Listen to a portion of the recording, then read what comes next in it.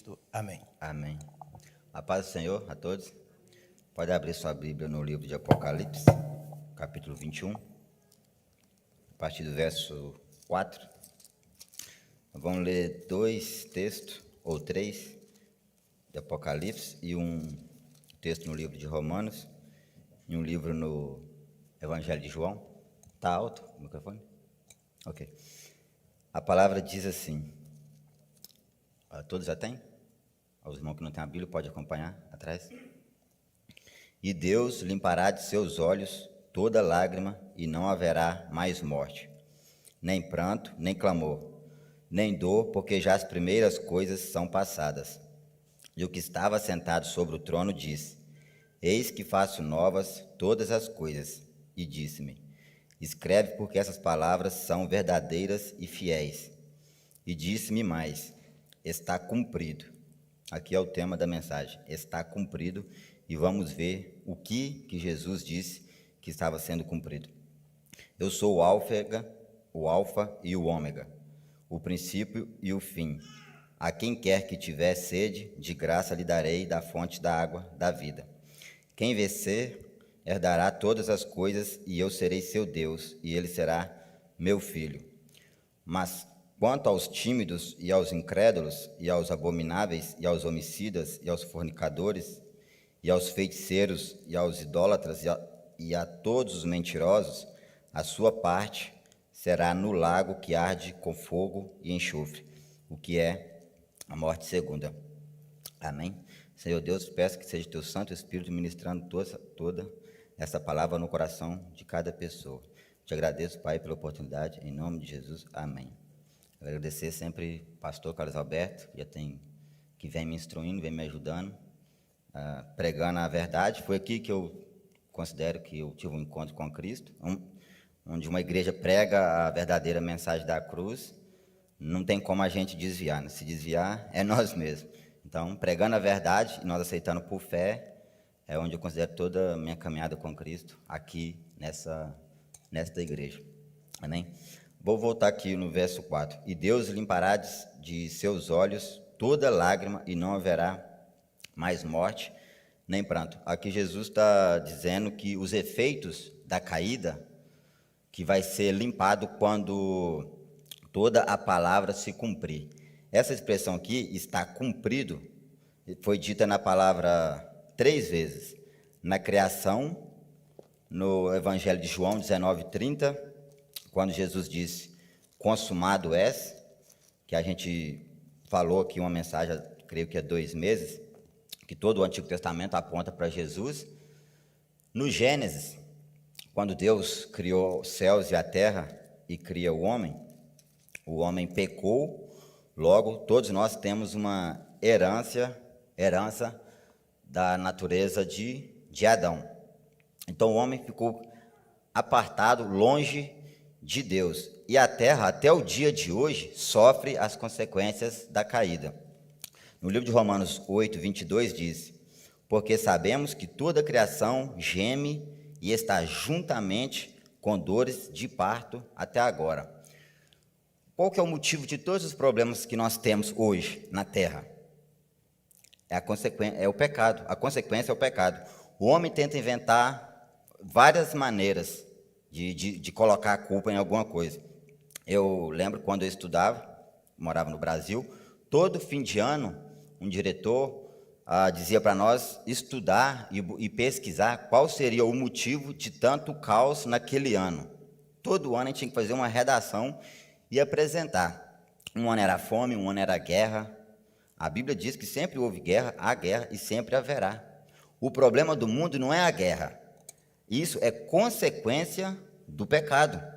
Segunda coisa, que desde quando eu também era novo, jovem, sempre a mídia tenta dizer para nós que a partir da década de 90, por a transformação no nosso modo de viver, adaptação, avanços tecnológicos, diz que a sociedade hoje tem a tendência de ser deprimida.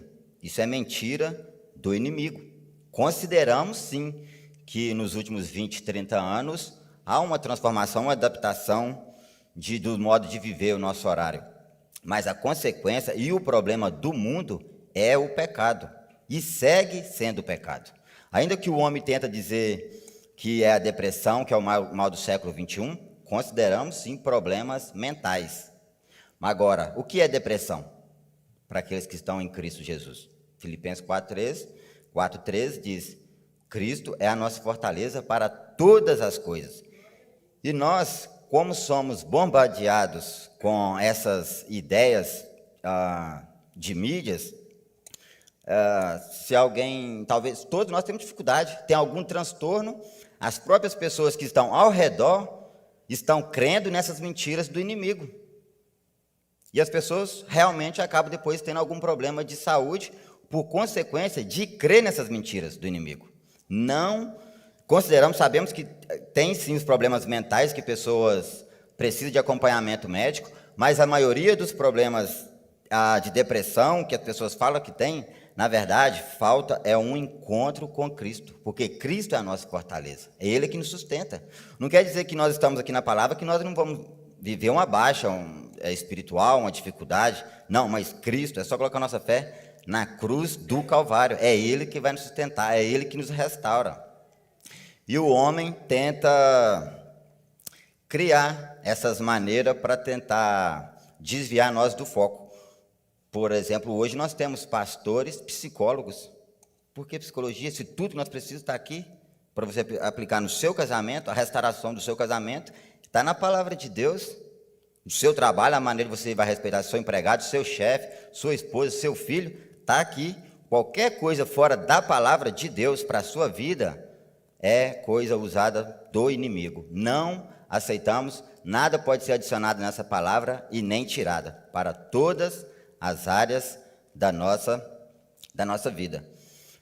E a igreja hoje não prega a verdade. Por quê que pastores não pregam a verdade? Porque nós queremos um evangelho fácil. Nós queremos ir numa igreja e ouvir aquilo que alimenta o nosso ego. Lamentavelmente, se pregar uma palavra contra pecado, às vezes nós nos sentimos confrontados, e devemos ser confrontados. Só que, seguindo aqui o passo a passo da caída do homem, voltando de novo, quando ele cai, ele está o quê? Separado de Deus. Para ele voltar à presença de Deus, só quando Jesus cumpriu na cruz do Calvário, diz, está consumado.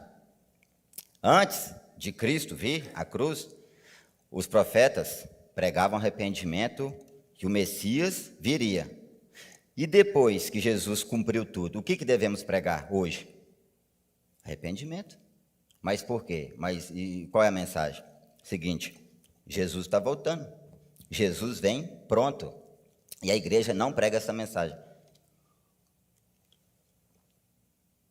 Mas o porquê que nós estamos dentro da igreja e não estamos anelando a vinda de Jesus? Porque às vezes comentamos com alguém, Cristo vem pronto, vamos pregar, vamos cuidar, vamos vigiar. E por que nós não temos esse desejo no nosso coração da vinda de Jesus? Por quê? Vou considerar a relação do homem com Deus, em toda a palavra, diz que há uma alegoria de casamento. Os judios, eles consideravam casados com Jeová. E nós também, há uma alegoria, nós somos o quê? A noiva do Cordeiro. Na cultura judia, quando um moço estava namorado de uma moça, esse saía para se preparar para depois voltar e casar com ela. E ela ficava se preparando. Só que enquanto, nesse tempo de namoro, ele enviava o seu amigo para obter informações da sua noiva, até que ele voltasse para casar com ela. O noivo é Cristo, a noiva a igreja, que somos nós, e o melhor amigo é o Espírito Santo. Vamos ter esses detalhes aqui em mente e vamos ver no livro de Romanos o porquê que nós não anelamos a vinda de Cristo. Eu não estou dizendo que Cristo vem pronto, então eu não vou planejar minha vida aqui na terra. Claro que sim, nós devemos fazer negócios, viajar, casar, ter filhos, família. Mas Jesus disse: os meus dias será como nos dias de Noé. O que os pessoal fazia nos dias de Noé? Casavam, família, faziam negócios, as mesmas coisas. Isso não é pecado. Isso faz parte da nossa vida e devemos fazer essas coisas. Mas a pergunta é: onde está Deus nesses negócios? Estamos fazendo na direção de Deus? Hoje mesmo pela manhã, a mensagem era sabedoria, um regalo de Deus, e Deus dá deliberadamente para todas as áreas da nossa vida, essas que eu acabei de dizer. Não há nenhum pecado, mas a pergunta é: isso está na direção de Deus? Podemos fazer isso, mas é da vontade. E Deus, onde está em todas essas coisas? Porque às vezes ficamos tão ocupados com essas coisas, isso é uma secularização da sociedade, e não estamos preparando para a vinda de Cristo. Porque não estamos anelando a vinda do noivo. Porque se o noivo ou a noiva não anela a vinda do seu noivo, tem alguma coisa errada. Fornicação, adultério, porque tudo que a sua noiva ou o seu noivo quer é se encontrar, sim ou não? Então, tem que ter alguma coisa errada. Ela pode estar em adultério ou estar consentindo que não está se preparando para a vinda do noivo. Vamos ao livro de Romanos, capítulo 7, onde também há uma alegoria da lei e a graça. Quando Jesus foi na cruz, toda a lei foi cumprida ali em Colossenses 2,14. E agora nós estamos baixo a graça do Senhor Jesus. Agora já não somos mais servidores da lei. Se estamos baixo a graça, já morremos para a lei. Só que agora vamos mais 3 detalhes. A lei aqui é o marido, Jesus é o outro marido e nós somos a esposa. Eu vou ler aqui 3 versículos e vamos ver o porquê não estamos anelando a vinda de Cristo. Não sabeis vós, irmãos, pois que falo aos que sabem a lei, que a lei tem domínio sobre o homem por todo o tempo que vive? Porque a mulher, nós, esposa, que está sujeita ao marido, a lei, enquanto ele viver, está lhe ligada pela lei. Mas, morto o marido, está livre da lei do marido. De sorte que, vivendo o marido, será chamada adúltera se for do outro marido. Mas, morto o marido, livre está da lei, e assim não será adúltera se for do outro marido. O que é a lei? A lei são os 10 mandamentos. Não matará, não adulterará, não dirás falso testemunho. Mas para que foi dada a lei? Gálatas 3,19. Para que foi dada a lei?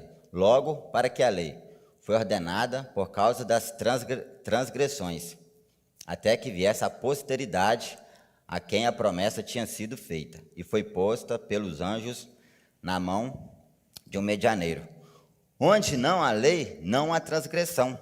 Se você está dirigindo aqui numa rua e não tem lá uma placa te colocando limite, você pode dirigir a velocidade que você quer. Mas agora, se a lei coloca lá 50 e você passar 51, você já é punido. E essa é a lei, porque a lei não te restaura, não te perdoa. Se você cumprir 9 mandamentos e tropeçar em um, logo você é transgressor da lei. A lei como que é a lei aqui? A lei é aquele esposo, o marido, que mantinha a esposa, nós aqui, guardado. Para quê que ela mantinha nós guardados? Porque a lei servia como tutela ou aio. A lei nos levava a Cristo. A lei é posta na mão de Moisés até que a promessa viesse, até que Cristo viesse. O fim da lei é Cristo. Só que a lei, eu volto a dizer, é aquele marido que não dá liberdade para a esposa. A lei diz, faz isso e assim. É perfeccionista. Ou é do meu jeito, ou não é. E ainda que a esposa vê que os 10 mandamentos são bons e queira cumprir, ela não pode cumprir. Por quê? Por que que nós não conseguimos cumprir a lei? Porque nós temos uma natureza pecaminosa. Porque a lei, Paulo escreveu no capítulo 6, se não fosse pela lei escrevesse, não codiciarás, eu não conheceria pecado. Por que que ele escreveu não codiciarás, não cobiciarás? Por que ele não escreveu não adulterarás, não dirás falso testemunho? Ele escreveu um mandamento de quê? De consciência, porque os outros 8 mandamentos são exterior. Eu tento cumprir a lei, mas quando eu chego no coração, é onde eu sou transgressor da lei, porque eu posso não adulterar, não dizer falso testemunho, não matar, respeitar pai e mãe, e mesmo assim ir para o inferno. Porque isso é obra, isso é o exterior, e Deus vê o quê? O coração. É na consciência que nós não conseguimos, e temos que separar desse marido. Mas como que vamos separar da lei, que é este marido, se enquanto este marido vive, eu viver com outro, é adultério? Como que eu vou separar desse marido?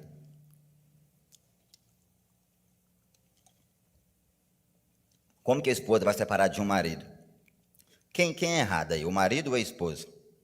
Porque o marido diz, faz isso, tudo perfeccionista.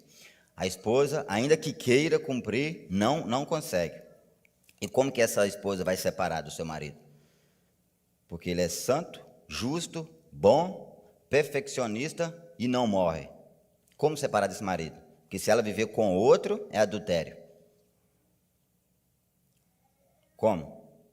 Cristo, o outro marido, vem e cumpre tudo que a lei pedia. Tudo que esse marido pedia, Cristo vem e cumpre. Quando Cristo é crucificado, Colossenses 2,14, ele é leva toda a lei e todos os nossos pecados. E todas as nossas dívidas que nós tínhamos com essa lei, já está paga. Então ele quebranta a lei, mas a lei não morre por si mesma. Ainda ela não morre por si mesma. Na cultura judia, diz que quando alguém devia em um comércio e não pagava, o seu nome era anotado em um papel e deixava-se na parede. Tudo que passava e via, esse é devedor, esse é devedor. Por isso que Jesus fala que ele cravou esse acta de dívida que era contra nós, que nós não tínhamos condições de pagar. Então ele cumprindo, agora nós cumprimos com nossos olhos pela fé neste sacrifício. E quando ele é sepultado, quando Cristo é sepultado, ele leva toda a lei também e todos os nossos pecados junto com ele à sepultura. E pela fé, se este marido não morre por si mesmo, que é a lei, nós morremos. Porque a lei não tem domínio em quem está morto. Se alguém está preso cumprindo uma pena de 20 anos, por exemplo, e se as pessoas morrem, ele não tem que ficar lá 20 anos. A lei já não tem mais domínio sobre essa pessoa. Então, pela fé, nós somos sepultados com Cristo. Os nossos pecados são sepultados. Quando Cristo ressuscita, nós também ressuscitamos baixo a graça. Só que, detalhe, nós estamos servindo a lei ou a graça? Porque para viver, para estar baixo a graça, temos que morrer para a lei. E se estamos dizendo que estamos com Cristo e ainda estamos servindo a lei, isso é o quê? Adultério. Adultério espiritual, fornicação. Está servindo qualquer outra coisa que não seja Cristo Jesus. Estão entendendo a alegoria? A lei, marido, outro marido Jesus, a esposa, somos nós. Se a lei não morre, nós morremos pela fé no Filho de Deus. Quando somos ressuscitados, baixa a graça, mas e por quê? Para que serve a graça de Cristo? Porque antes a lei dizia, tem que ser assim, 100%. Ou é ou não é. E se pecou, morreu. Porque a lei é perfeição. E para entrar no céu exige perfeição. Pecou, morreu. passou, é olho por olho e dente por dente. E agora a graça nós temos o quê? O perdão que nós não merecemos. Mas para que serve a graça? Para pecar? Porque muitos entendem que a graça serve para nós pecar deliberadamente. E se algum de nós dizemos isso, é porque ainda não entendemos a graça do Senhor Jesus. A graça é para levar frutos para Deus. A graça, todos aqui lembram da passagem que a mulher adúltera chegou para Jesus e eles iam apedrejar ela. Todos lembram dessa passagem? E Jesus disse para ela, mulher, eles não te condenam, eu também não te condeno. Vá e o quê? Não peques mais. Lei queria matar, Jesus com a graça, ele está perdoada, mas vá e não peques. Vá agora e sirva-me. Então, para isso, é a graça. Só que temos muitos erros na igreja hoje, em geral, que pregam a hipergraça. Já aqui, amém, a salvação é por fé, creu, já está salvo, mas não aplica a operação do Espírito. Alguns pregam que quando você aceita Cristo, você não peca mais. Gênesis 3,6, temos a natureza pecaminosa. Alguns pregam que quanto mais tempo de crente, você se torna um semideus. Isso não é bíblico, isso é mentira. Precisamos todo dia do nosso alimento. Algumas igrejas não anelam a vinda de Cristo. Primeiro, porque alguns só pregam prosperidade, só pregam sanidade interior. Isso não é bíblico. A nossa cura interior é a palavra de Deus, é o Espírito Santo que nos regenera. Somente o Espírito Santo é que regenera o homem. Não tem palestra te falando para escrever seu problema num papel e jogar no lixo. Isso é mentira de Satanás. Essas pessoas são apóstatas do Evangelho, que pregam mentira, que escutamos essas palestras, em 10 minutos nos sentimos bem. E depois, quando você se dá conta, ainda pior do que antes, porque quando se dá conta do seu estado, do nosso estado pecaminoso. Isso não é bíblico. E igreja que prega pacto com Deus, que você põe dinheiro, coloca dinheiro. Eu estava escutando o pastor falando. Por que os pactos que esses pastores chamam as pessoas para fazer é só com dinheiro? Por que não é com outra coisa? Põe $500 e está pactando com Deus. O homem não faz pacto com Deus. Nós somos infiéis. Por que é só dinheiro? Por que não é outra coisa? Os pactos têm que ser só com relógio de ouro, cordão e dinheiro? Então, são falsos profetas. E essas igrejas estão em adultério e não anela a vinda do esposo. Por quê? Porque não estão se preparando na palavra. Estão consentindo com o que está vivendo. Por quê? E como anelar a vinda do esposo? Outras igrejas pregam Cristo para a salvação e depois continua pregando o quê? A lei. Mas agora, baixa a graça, nós temos o Espírito Santo para o quê? Para regenerar. Somente com uma regeneração do Espírito Santo, uma santificação, é que vamos anelar a vinda do esposo. Só que o que não santifica o homem? O que não prepara? Primeiro, obras. Vamos a um diálogo que para mim é transcendental do Antigo Testamento para o Novo. Jesus falando com Nicodemos. Recorda, uma igreja prega Cristo para a salvação e depois, quando é para preparar a noiva, a igreja, nós, para a vinda do noivo, tropeça e segue pregando a lei. Essa igreja está em adultério. Jesus fala com um fariseu, um mestre da lei, aqui no Evangelho de João. Vamos ler aqui a respeito. E havia entre os fariseus um homem chamado Nicodemos, príncipe dos judeus. Este foi ter de noite com Jesus e disse-lhe: Rabi, bem sabemos que é mestre vindo de Deus, porque ninguém pode fazer estes sinais que tu fazes se Deus não for com ele. Nicodemos era um mestre, um teólogo, conhecia a lei de ponta a ponta, e foi ter com Jesus de noite e diz que se Deus não fosse com Jesus, ele não poderia fazer tais sinais. Quais sinais são esses? É que no capítulo 2, Jesus transformou água em vinho pelo poder do Espírito Santo. Então eles estavam maravilhados. E Jesus respondeu e disse-lhe: Na verdade, te digo que aquele que não nascer de novo não pode ver o reino de Deus. Este é o versículo que eu queria, o conceito de toda a mensagem. O que é o novo nascimento? A lei não vivifica, a lei não regenerava o homem. Passou, morreu. Agora nós temos o Espírito Santo, baixa a graça. Para quê?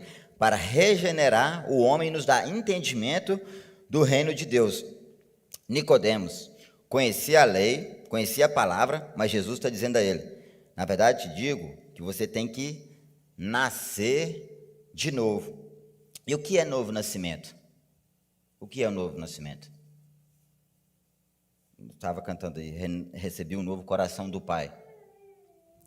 Um coração regenerado. Como ter esse coração regenerado?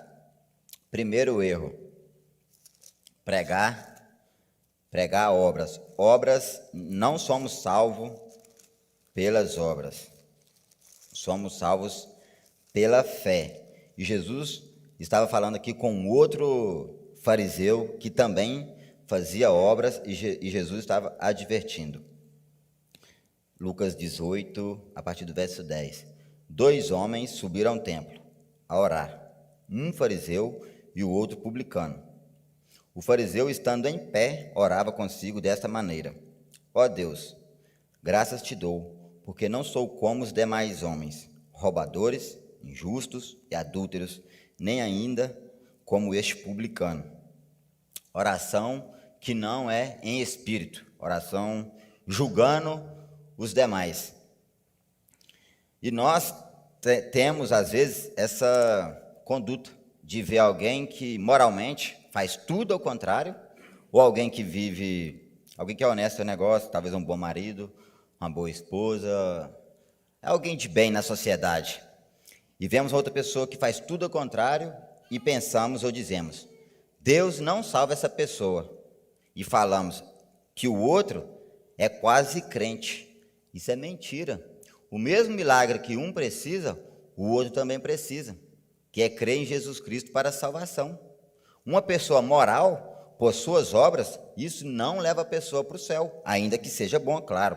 Vamos preferir todas as pessoas viver moral do que alguém que esteja te roubando, tentando te matar. Mas para a salvação, para ir para o céu, não é suficiente. Ainda que você eduque o seu filho numa boa escola, você respeita a sua esposa, seu marido, você é honesto no seu negócio, respeite o seu patrão, seus funcionários, isso não é suficiente para te levar para o céu. E nós temos essa tendência de julgar o próximo como? Pela aparência. Falando que Deus não salva essa pessoa. Claro que salva. A mesma graça que pode ser estendida sobre ele é a mesma que foi estendida sobre nós. E isso é coisa dos fariseus, seguindo a oração. Jejuo 2 vezes na semana e dou os dízimos de tudo quanto possuo. Jejum. Para que serve o jejum? Isso é obra. Mas para que serve o jejum? Muitas pessoas jejuam quando? Quando está em negociação em um banco, por exemplo, para comprar uma casa, ou jejua porque vai fazer uma viagem. O jejum, pela fé, o que é o jejum? é para mortificar a carne e logo nós estamos mais fracos ao pecado. O espírito está ganhando força. Se você jejua para Deus te retribuir algo como moeda de troca, Deus não aceita esse jejum. Isso é obra. E não tem nada que nós possamos fazer aqui que vai fazer que Deus te dá algo. A única coisa que move o braço de Deus é fé, mais nada. E dou o dízimo de tudo o que possuo. Dízimo também é obra. Não quer dizer que você vai colocar dinheiro no cesto e Deus vai te retribuir em dobro, igual muitas igrejas pregam. Dízimo é gratidão e fé no que Cristo fez por nós. Nada a mais do que isso não é bíblico. E Jesus estava dizendo aos fariseus que jejuava 2 vezes por semana, religião, orava nas esquinas batendo nos peitos, religião. Jesus estava dizendo: Nicodemos, você tem que nascer de novo. Mas como nascer de novo?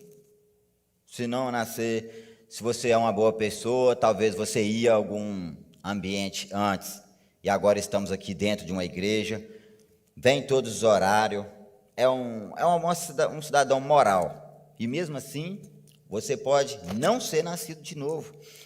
Como nascer de novo? Vou voltar no livro de Romanos, a partir do capítulo 7, a partir do verso 22.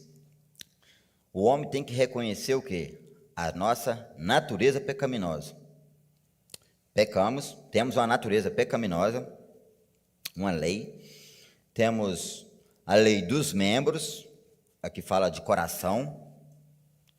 E temos a nossa lei da mente. O homem tem essas 3 leis: lei dos membros, a lei pecaminosa e a lei da mente. A mente do homem é voltada para Deus. Qualquer pessoa, por mais que seja imoral, se você apresenta os 10 mandamentos, essa pessoa concorda que é correto. Não adulterar, não matar, respeitar pai e mãe. Qualquer pessoa.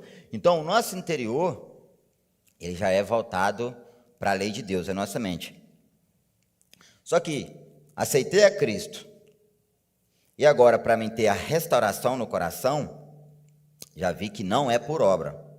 Ainda que eu jejue, ainda que eu venha à igreja, ainda que eu sirva em algum ministério, isso não me dá um novo coração. Eu posso querer, a minha mente, olhando os 10 mandamentos, ela vai deleitar, ela vai ter prazer nessa lei. Mas só que só a minha boa vontade não é suficiente para cumprir, para me dar um novo coração. Quando eu tento santificar por mim mesmo, eu me dou conta dessa lei pecaminosa. Os meus membros lutam contra a lei da minha mente e me mantêm preso na lei do pecado. E eu me dou conta que quanto mais eu tento servir a Deus com a minha própria vontade, mais eu me meto em obras, mais eu me meto em pecado. Então o meu coração não vai ser regenerado. Mas qual outra lei para lutar contra essa lei dos membros? A lei de Cristo, o Espírito Santo. Somente o Espírito Santo é que pode lutar e me dar um novo coração. Mas como? Quando eu coloco a fé na cruz do Calvário, somente no que Jesus fez ali, nesse sacrifício, essa lei de vida vai lutar contra a lei dos meus membros. Eu falo de coração, é o coração, os membros aqui em geral. Vai lutar contra a lei dos membros e vai o quê? Vai mortificar a carne. Logo, o meu coração vai ser regenerado, porque o Espírito é que vai estar operando. E se o Espírito Santo que está operando e a minha carne está sendo mortificada, logo eu vou ter o quê? Desejo e vou ter conhecimento do reino de Deus. Vai ser onde a noiva vai estar se preparando para a vinda do noivo. Se você está tentando santificar e se preparando para a vinda do noivo, acha que está se preparando de outra maneira, está se preparando errado. É adultério, é fornicação. Agora, com o Espírito Santo operando em nós, somente através da cruz do Calvário. E voltando ao Evangelho de João, era isso que Jesus estava falando para Nicodemos. Agora eu tenho uma pergunta. Por que Jesus falou para Nicodemos que ele tinha que nascer de novo? E por que Jesus não falou para Zaqueu que ele tinha que nascer de novo? Falou que hoje tinha vindo salvações para ele e sua casa. Jesus não falou para a mulher na fonte de Samaria, bem que ela tinha que nascer de novo. Por quê? Que nesses diálogos Jesus não falou para eles que eles tinham que nascer de novo. Segue aqui o verso 4. Disse-lhe Nicodemos. Estão entendendo a mensagem? O novo nascimento? Estão entendendo? Estão entendendo? Disse-lhe Nicodemos: como pode um homem nascer sendo velho? Porventura pode tornar a entrar no ventre de sua mãe e nascer? Jesus respondeu: na verdade te digo, que aquele que não nascer da água e do Espírito não pode entrar no reino de Deus. Aqui, neste diálogo, a ideia aqui de novo nascimento nos dá uma ideia no grego de vindo do alto. Por quê? Nada que nós fazer aqui vai produzir um novo nascimento. Somente Deus é que pode operar esse novo nascimento no nosso coração. Versículo 6. O que é nascido da carne é carne, e o que é nascido do Espírito é Espírito. Tudo que nós fazemos na nossa carne não chega a Deus. Não te maravilhes de ter dito: necessário vos é nascer de novo.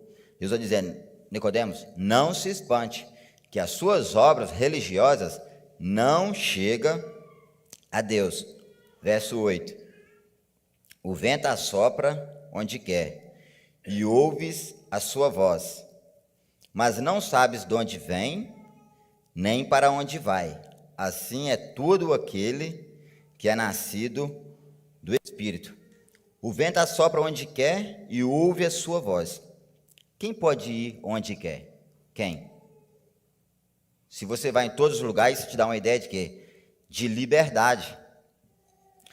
Então, quando você é um nascido da água, do Espírito, verdadeiramente, agora somos livres. Livre de quê? Temos poder para dizer não ao pecado, ainda que pecamos, e somos livres de todas as obras da carne. Agora somos livres em Cristo Jesus. Mas como nascer de novo? Colocando o olho na cruz, para o Espírito Santo operar. E o que é uma pessoa nascida de novo? Já sabemos que não é somente cumprir tudo moralmente. O que é uma pessoa verdadeiramente nascida de novo? Porque esses fariseus aqui realmente são morais. Provavelmente esse que não traía sua esposa. Dizimava, estava no templo todos os dias. Jesus deixou a resposta no verso 14 e 15 do mesmo evangelho. E como Moisés levantou a serpente no deserto, assim importa que o Filho do Homem seja levantado, para que todo aquele que nele crê não pereça, mas tenha a vida eterna.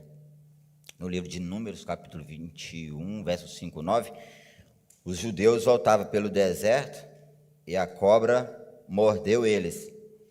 Então Moisés levantou uma haste como forma de cruz, e quando eles olhavam para essa haste na mão de Moisés, eles eram curados. O que Jesus está dizendo aqui para Nicodemos porque Jesus diz para Nicodemos isso? Quando nós reconhecemos que fomos inoculados pelo veneno da antiga serpente no jardim e olhamos para a cruz, é que somos sarados. E se nós mantemos os nossos olhos aí todo dia, em todo momento, é onde o Espírito Santo, essa lei de Cristo, a lei de vida, vai operar e vai nos dar o quê? Um novo coração. Não tem mágica para novo nascimento, não é nada que nós fazemos, somente colocando os olhos na cruz. E quando, realmente ainda pergunta, o que é uma pessoa nascida de novo? A nossa mente já é voltada para Deus. Uma pessoa nascida de novo é o coração voltado para Deus. Porque podemos estar aqui, eu posso estar aqui agora pregando para vocês, e meu coração está maquinando obra que leva para Satanás, que até o diabo duvida. Então, uma pessoa nascida de novo é ter o coração voltado para Deus. E quando nós estamos, é um processo, neste processo de novo de santificação, é que vamos anelar a vinda de Cristo. Não, volto a dizer, não estou dizendo, Cristo vem, vou deixar de fazer as coisas terrenais. Não. Primeiramente, anelamos o céu e segundo, o terrenal. Aí é que vamos desejar a vinda de Cristo. E enquanto Cristo não vem, a função da igreja aqui na terra é pregar o arrependimento. Cristo vem pronto, e a função da igreja é manter a comunhão com os irmãos, pregando a verdade, para que nós, como noiva do Cordeiro de Deus, nos preparemos para a vinda de Cristo, que vem pronto, para que nos preparemos, não é por lei, não é por obras, é pela fé no Filho de Deus. Vou terminar lendo outros versos no Apocalipse 21, verso 5. E o que estava sentado sobre o trono disse: Eis que faço novas todas as coisas. E disse-me: Escreve, porque essas palavras são verdadeiras e fiéis. Quando Cristo vir e nos arrebatar, vai seguir alguns acontecimentos. No livro de Apocalipse, no capítulo 4, a igreja já não está mais na terra. Aqueles que estão cobertos com o sangue do Cordeiro vai subir, só que primeiro devemos descer, devemos morrer para os nossos pecados, ser sepultado com Cristo, porque muitos de nós, às vezes, queremos viver com Cristo, mas não queremos morrer por os nossos pecados. Verso 6, e disse mais: está cumprido, tudo será feito novo, toda a consequência do pecado, tudo nessa terra, todos os acontecimentos já vão ter passado, e vamos ter novo céu e nova terra. Eu vou só fazer um resumo, orando a Deus para que futuramente podemos fazer um estudo completo do Apocalipse. Quando a igreja for arrebatada, o próximo evento será 7 anos de grande tribulação, 3 anos e meio falsa paz com Israel, e depois vão tentar matar o povo de Deus. Depois, segunda vinda de Cristo, com os seus santos. Cristo vai reinar por 1000 anos, Satanás vai estar preso. Só que o detalhe é que a gente, aqui no culto em espanhol, aprendemos, terminou o ensino do Apocalipse. E mesmo quando Satanás já vai estar preso no reino de Cristo, nos 1000 anos, ainda vai ter pessoas que vai pecar contra a lei de Deus e automaticamente vai sair e vai ser atirado ao inferno. O que eu aprendi com isso? Eu fiquei perguntando. Eu aprendi que muitas vezes nós fazemos coisa errada na nossa vida e culpamos Satanás, mas muitas vezes são nós mesmos, as nossas próprias decisões. E hoje o pastor pregava sabedoria, porque às vezes nós não pedimos a Deus sabedoria. Aí tudo que acontece de errado, é culpa do inimigo. Não, muitas suas próprias decisões mesmo, que você tomou 10, 15 anos atrás, que te colocam em um problema e começa a colocar a culpa em outra coisa. E está escrito, no reino, na segunda vinda de Cristo, vai ter gente pecando contra a lei de Deus, e Satanás vai estar preso. Ou seja, então não há justificativa, nós somos pecadores. Claro que eu não estou defendendo Satanás aqui, mas nós somos pecadores, e isso é uma pergunta: por que estou servindo a Deus? Depois da segunda vinda, depois do reino milenial, Satanás vai ser solto, vai ter a grande batalha, depois o juízo do trono branco, nós vamos ser julgados segundo as nossas obras, e depois novo céu e nova terra. Tudo será feito novo, tudo será feito novo. Não quer dizer que Deus vai criar outro céu e outra terra. Tudo aqui será transformado, e aí é onde vamos viver eternamente com Cristo, em gozo e em vitória. Mas para nós estar preparando e para nós desejar a vinda de Cristo, devemos ser santificados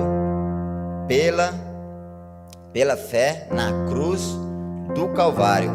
Porque quando somos santificados pelo poder da cruz, temos poder para dizer não ao pecado, estamos odiando o pecado, e isso faz com que queremos a vinda de Cristo. Eu lembro que um dia desse eu tinha visto uma mensagem, eu creio que era 2 horas de mensagem, e era do Brasil, e fiquei procurando Cristo na mensagem, não olhando com olhar crítico, e procurando falar de Jesus nesse... Vamos pregar e não falamos de Jesus, logo por que não vai estar pregando? E fiquei assim triste, assim de coração, sentado, triste, e perguntando a Deus: Deus, por que isso? Aí o Espírito Santo falou assim no meu coração: a sua tristeza é a minha tristeza. Ou seja, o que eu aprendi? Até a nossa tristeza, Carlos Alberto, pelo evangelho fraco hoje, mentiroso, que as pessoas estão pregando, não somos nós. Essa tristeza que nós sentimos é o Espírito Santo que está habitando dentro de nós. É Deus que está triste através de nós, porque a nossa vontade na carne não é ficar triste por essas coisas, a nossa vontade é pecar. Mas quando somos nascidos de novo, nós temos ódio ao pecado, e essa é a pergunta que nós devemos fazer no nosso coração agora: estamos anelando a vinda do Cordeiro, de Cristo, do Cordeiro? Estamos odiando o pecado? Não estou falando aqui que devemos ser anjo aqui, que ninguém peca mais. Não estou dizendo, temos a natureza pecaminosa. Estamos odiando o pecado? Estamos anelando a volta de Cristo? Se Cristo volta hoje, o nécio que não se preparou, o que ele vai dar para a recompensa da sua alma? Aquele que só preocupou com as coisas terrenais e não preocupou com a lei de Deus. O que podemos dar em troca da nossa alma? Nada. E para esta grande viagem, nós não precisamos fazer absolutamente nada, somente crer no que Cristo fez na cruz. Sim, foi um preço alto, mas já está pago. Não foi de graça, foi o sangue de Jesus. Não foi de graça, mas nós não devemos pagar nada. Pode cantar. Além do rio azul, as ruas são de ouro e de cristais. Ali tudo é vida, ali tudo é paz, morte e choro nunca mais, tristeza e dor nunca mais. Além do rio azul, as ruas são de ouro e de cristais. Ali tudo é vida, ali tudo é paz, morte e choro, nunca mais. Tristeza e dor, nunca mais. Virei o grande rio da vida, claro como um cristal. Verei a face do meu mestre querido. Não haverá mais noite ali, não haverá nenhum clamor. Verei os olhos de Jesus e tocarei seu corpo, enfim. As nações andarão na sua luz e as portas jamais se fecharão. A cidade é de ouro puro, de jaspe a seus muros, além do rio azul. A oração é: estamos nós anelando a vida de Cristo? Estamos nós preparando? Temos o coração voltado para Deus? Se algum que está aqui reconhece que precisa de um novo nascimento para o Espírito Santo restaurar os nossos corações, pode vir aqui à frente. O pastor Carlos Alberto vai estar orando. Vamos fazer uma oração juntos aqui, pedindo ao Senhor Jesus para que nos responda se realmente somos nascidos de novo e se realmente o nosso coração está anelando as coisas dos céus. Pode vir à frente, se alguém deseja. Vamos fazer uma oração. Vamos estar orando pelos irmãos. Tristeza e dor, nunca mais, nunca mais. Morte e choro, tristeza e dor, nunca mais. Além do rio azul.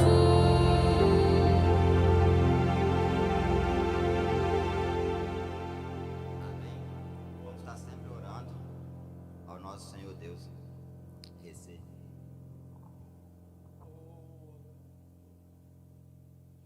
Recebi um novo coração do Pai,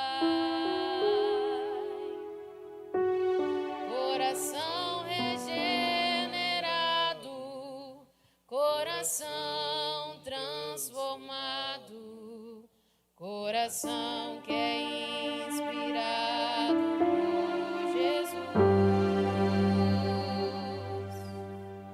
como um fruto deste novo coração. Eu declaro a paz de Cristo, te abençoo, meu irmão. Preciosa é a nossa comunhão. Somos corpos e assim bem ajustados, totalmente ligados, unidos, vivendo em amor, uma família, sem qualquer falsidade, vivendo a verdade, expressando a glória do Senhor, uma família, vivendo o compromisso do grande amor Cristo, eu preciso de ti, querido irmão, precioso és para mim, querido irmão. Glória a Jesus. Vamos